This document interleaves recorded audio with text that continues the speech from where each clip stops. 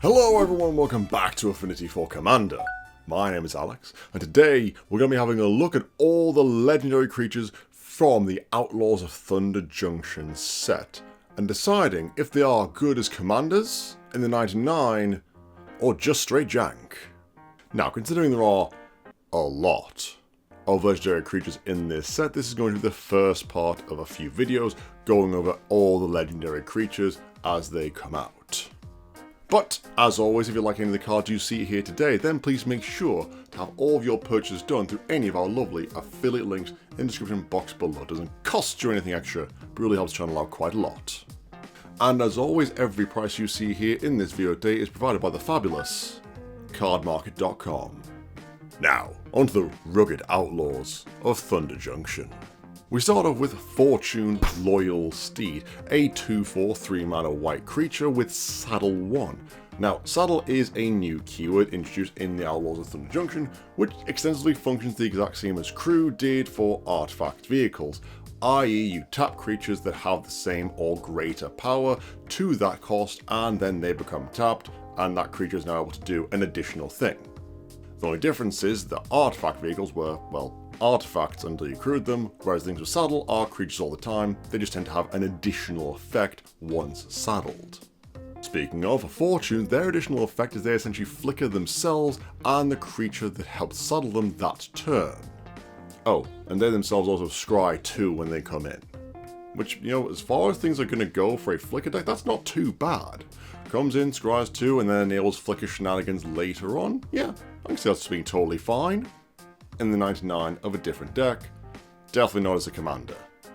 Next is Fiddle Fip Lost on the range, which we've kind of already spoken about in our previous video, and yes, my prediction for what plot was hilariously wrong, but now that we know what plot actually does, essentially lets you put cards into exile for a specific cost and then cast them for free later on, time you're choosing. This seems really good, the fact that you get to just go through the top of your library and then plot as many cards as you can for the mana you have. And I think if you're going to make Fiddle Fip as a commander, you have to build around it so much and so heavily with plot, and you're only in mono blue, so I don't really see it working. However, for a deck that requires you to play stuff from exile, or even gets benefits from things being in exile and then cast, then I would think, yeah, definitely a more 99 card. Meanwhile, Jolf the Fleshwright is a 2/3 mono blue legend who is definitely commander material. Every spell after the first one generates you a 2/2 zombie that then puts counters on the rest of your zombies that entered that turn. This is a ridiculously good win con for any mono blue storm deck. Hell, if your win con's been destroyed or countered, then hitting face with hordes and hordes of zombies is a pretty good solid plan B. Moving on to the other similar, Giza is a 4/4 for 5 mana and a mono black legend with ward, pay 2 and 2 life, so if you want to get rid of her, that's going to hurt. She also has a lord effect for both skeletons and zombies, as well as giving them menace. And her last line of text gives you a 2/2 zombie whenever you commit a crime, which is a new feature from the Outlaws of Thunder Junction, which essentially means interacting with your opponent. Targeting your opponent, targeting their stuff, targeting their graveyard. Literally any and all of these are crimes to be committed. This does, however, only trigger once a turn. I'll still say she's a very powerful card, not really feeling commander considering again mono black, but definitely more in the 99 of potentially, you know, something like a Sidisi deck where you have zombies and skeletons aplenty. Karvek, I swear at some point you will stop getting worse than your first ever printing, but, you know, this at least is better than the previous one. But Karvek here is essentially you commit a crime, you interact with your opponent, and then you get to get something from your graveyard, which you still have to pay the mana to, you know, cast it. It's value for sure, and maybe in a Dimir control deck where you are just countering and killing and milling everything on site, then yeah, he might be good in the 99. Definitely not a commander though. Tiny Bones, yes, we've already spoken about him in the previous video. I'll just reiterate very quickly here, he needs to be built around super heavily to get the most out of his ability. Now yes, you can get him out turn 1 and start getting cards after that, but unless you get very lucky, you're not going to be able to cast most of them. So yes, you'll probably be needing to build the deck around unblockable shenanigans as well as some form of mono black mill. So for me personally, I'd actually put Tiny Bones in the jank pile, just simply because he doesn't seem designed for EDH, for being a commander. Which, you know, is totally fine. Not every legend is meant to be a commander. Vadmir, New Blood, is one of the precious few new legendary creatures we have in Thunder Junction. Shame he's terrible. Nah, I'm being unkind to him. You essentially commit a crime and he buffs himself, and if you do so enough, he gets lovely keywords. But honestly, there are better vampires for Edgar and other vampire decks, and he just seems far, far too slow to have any impact really in the game. So yeah, jank definitely. Calamity Galloping Inferno is a 4/6 mono-red legend who is a horse mount. And when they attack, if saddled, they are able to make a copy of a non-legendary creature that saddled them. And importantly, they also get to repeat this another time, giving you 2 copies. The tokens are then sacked at the beginning of the next end step, but even though we get 2 new creatures and 2 new ETB effects, I'm still really not feeling this, considering this is 6 mana in mono red. And look, I like the fact that it has haste and it hits immediately. And I'm also a massive fan of the idea of being able to, you know, triple up on a Dockside Extortionist. But I'm also not a massive fan of any commander that requires other cards to be good, let alone requires other cards to have any effect at all. Magda is back, and hopefully not broken this time. They create a tapped treasure whenever you commit a crime, but only once per turn, and you may then sacrifice 3 treasures, tapped or not, to create a 4/4 hasty flying dragon. Sorry, scorpion dragon. Now it does seem the fact that Wizards have learned their lesson by having most of these effects have treasures come in tapped, i.e. not being able to be used right away, but Magda's last ability doesn't really care about that, it's just sacrifice the treasures and generate your dragon, scorpion, thing. This however is still only done at sorcery speed. But they might still end up in the 99 of my Ognis deck, just with the hasty dragons and tapped treasures, when I eventually get around to building it. One day. Bristly Bill Spine, so... he's a cactus. He's a cactus. Oh, no, I genuinely love him. He's a 2/2 for 2 with landfall that puts a +1/+1 counter on a creature you control, and then for 5 mana, you get to double the number of counters. He's genuinely great. Now, I don't think he can be a commander. Being mono green counters, there are other things that do that a bit better, and, you know, having more availability, of course, of +1/+1 counters just makes the decks way, way better. Put him in something like Gave, Shallan, Halar, Falco, hell, even the new Mothman. He would be a fantastic addition to any of these decks in the nice 9. Now, onto the multicoloreds, and there's a lot. Annie Flash, the veteran, has, weirdly, Flash, and when they enter the battlefield, if you've cast them, you're able to return something with CMC 3 or less to the battlefield, so far so Sun Titan, so flickering them does not generate you any advantage. She then says if you become tapped, you get to exile top 2 cards of your library and play them that turn. Which again is a nice bit of card design because you don't need to actually attack, it's just tapper, so stuff like Springleaf Drum works to generate a mana that you can then maybe use to cast the cards you just exiled. Or you could even use it to saddle something as per the theme of the set and generate even more value that way. This is a pretty solid card, definitely good in a Naya value deck, but not as a commander. Baron Bertram Greywater goes straight in Edgar. I know you probably want more than that, but come on, he makes tokens when you make tokens and he's a vampire and then draws cards by sacrificing tokens. This was made for Edgar Markov. I do also realize the fact that his ability is not restricted, it is just pay 2 mana, sack something, draw a card, which is really nice, especially if you're bearing down a farewell and refer to refill your hand before everything gets exiled, so that's really good. Still, definitely a 99 card though. Bonnie Paul Clearcutter is a 6/5 Simic legend with reach, and when they enter the battlefield, you create Bew, an Ox who by all rights should be a massive creature. Bonnie here is quite clearly a reference to the American mythos of Paul Bunyan and his big blue ox, which I honestly really love the design of it, just big and dumb and cynic.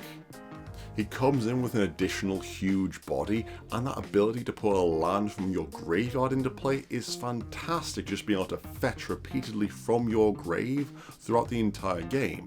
Or, if someone's really upset you, then just repeatedly strip mine them for the rest of the game. I actually quite like this card. Commander for me. Breaches of the Blastmaker is a 3/3 for 3 in Izzet colours with Menace. And when you cast your second spell each turn, you may sacrifice an artifact. If you do, flip a coin. If you win the flip, you get to copy your spell. If you lose a flip, then Breaches deal that spell's CMC in terms of damage to any target you want. So this seems to be a very Izzet artifacts meets Izzet spell slinger, which, I'm kind of there for.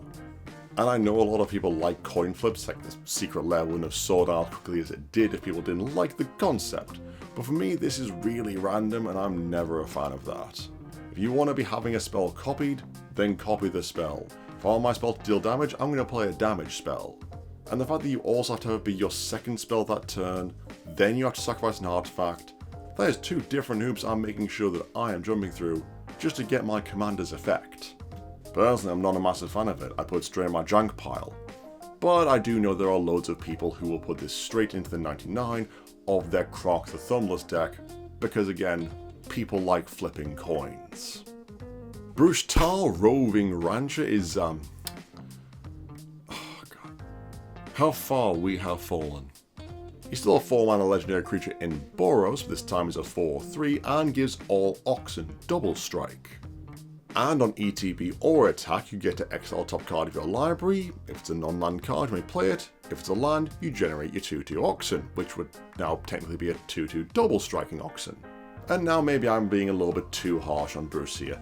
Yes, he does let you draw cards essentially and have advantage over in Boros, which is very, very good. And 2/2s with double strike are not really anything to sniff at, especially when you're generating them hopefully once every turn or two. Pretty good.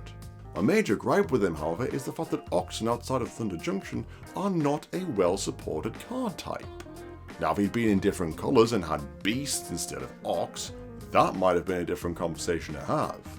But this seems way too niche and will 100% be going in the jank pile of pretty much everyone that opens it.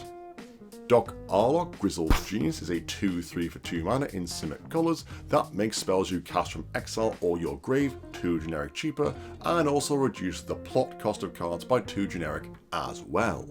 First things first, straight in Muldrotha with you. This is a 100% support card for any manner of plot commanders or graveyard commanders.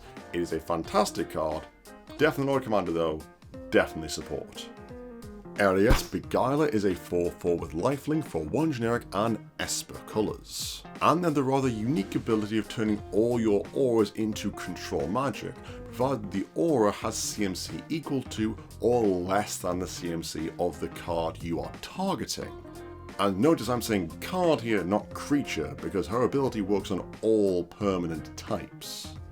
Now the effect also does in fact persist after she's not even there. The effect's on the enchantment, not the commander herself. So even if she goes back to the command zone, you still maintain control of that creature. So she is a 100% build around commander, but Esper definitely has a high stock of really good auras that can be put onto our opponent's creatures, and then to make them our creatures. Just, make sure you have some counter magic up for that one bane of progress that will 100% ruin your day. Ethro Joe, Frontier Mentor, is a 2/4 for Boros and 2 generic, who enters with a 1/1 mercenary that is able to give a slight power boost to any other creature. A important and valuable bit of text is the second bit, however, whereby any ability that targets a creature you control can be doubled. Like for example, doubling Jessica's ability to give 2 of your creatures essentially triple damage. Or for example, doubling Mother of Rune's ability to give 2 of your creatures protection. Still feel like this is a 99 card in a Jessica and X deck, but I can see some people trying to make her work, but definitely a 99 card for me. Meanwhile, a card that is definitely commander material, and that is Gyred, who also is appearing in Thunder Junction just as angry as ever. No rhinos this time though. Instead he's a Naya 3/3 for 3 with haste, and gives all of your non-token creatures the ability to tap and make a token copy of a token that's entered the battlefield this turn. So firstly, quite obviously, this is a deck where Ethra Joe would really shine in with the ability to double up those token generating abilities. Now aside from that, the fact that it has to be a token that entered this turn is a little bit restrictive, but considering you are essentially making a free body by just tapping one of your creatures is really, really good. And the last legend that we're going to be looking at in the video today is going to be the Gitrog, Ravenous Ride, which, hold on a second. Gavin, where is Thalia? Is she safe? Is she alright? Bad Star Wars references aside, the Gitrog is a 6/5 trampoly hasty frog horror mount for 3 generic, 1 black, and 1 green. And then we get to that effect, a essentially recurable, slightly Disciple of Bolas type effect where you are still drawing the cards equal to that sacrificed creature's power. But we don't gain any life. We are however able to drop lands from our hand into play, which, you know, that's pretty damn strong. And a saddle cost of 1 makes literally any creature with any power able to do this, so whilst we don't really want to be tapping an Elvish Misty to do this, it is able to do so to get that just little bit of card draw we might need. But primarily we want to be tapping a massive creature to do so, to draw and refuel our hand. And this is the Gitrog, it's got trample and haste, it's going to hit someone. And honestly, that's probably what makes it one of the filthiest Golgari grindfests I've seen, the fact that it is just going to come out, trampling over on the turn you've cast it with that hate. It is quite frankly an amazing commander, I love it, and it's a really good one to end on. And if you move over to the fabulous TCG home, you'll be able to see all the cards that we have sorted into being commanders from the set, those cards that should be in the 99, and those precious few that are just simply jank. Check back soon for the next video looking at the rest of the potential commanders from the Outlaws of Thunder Junction set, but that will be it for the video for now, guys. And let us know what your favourite commander is going to be from this set. Put them in the comments below, we read every single one of them. As always, all Affinity for Commander content is made possible thanks to support of our amazing patrons. You guys are truly awesome. If you too like to become a patron of the channel, access to exclusive Discord server and EDH related rewards, including games with Martin and myself, then be sure to check out our link in the description box below. You can also support the channel through the quick and easy ways, liking this video, subscribing, commenting, and hitting that bell icon so you never miss a video. But that'll be it from me for now, guys. As always, I've been Alex, and I'll see you next time.